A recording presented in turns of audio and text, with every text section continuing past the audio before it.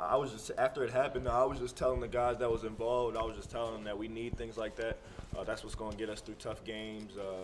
Anytime that people are arguing or having a tough conversation, that's what's going to get us through the tough games. So we need those type tough conversations and things like that.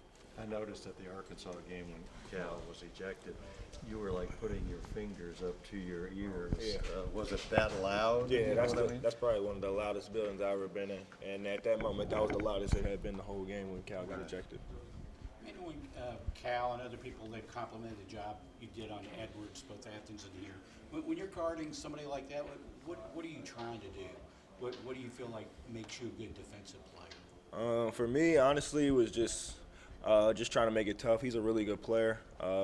So I knew I wasn't going to hold him to 0 the whole game.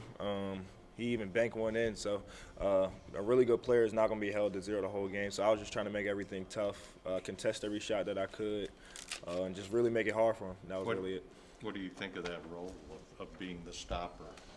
Oh, it's good, but I think our defense is based on team defense, being in the gaps, helping each other, and that's what's got us this far already. Is just really helping each other. And what do you think, Immanuel, about getting fouled late in games? How you're shooting like over 90%, obviously. So I mean, does it phase you at all, No. or is there a little bit of tension? I actually kind of look forward to it. Just a way to put the game away.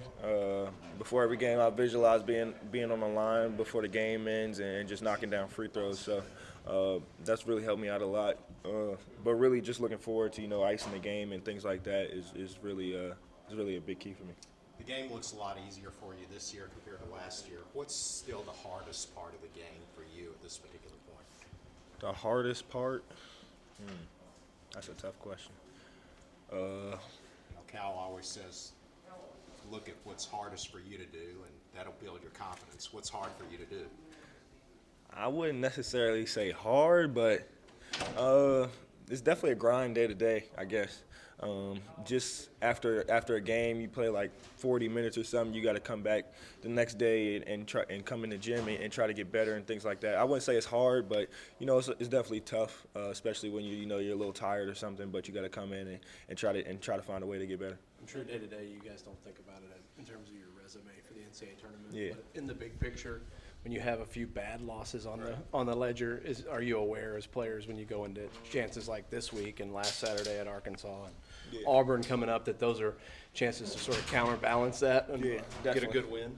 You see it every now and then on like Twitter or ESPN or something, those bad losses and good wins. But we just try to stay focused on every next game, and if you can kind of have that mentality, and I think at the end of the season you'll be where you want to be as far as seeding and things like that. But especially once you get in the tournament, every team you play is going to be good. We seen that last year.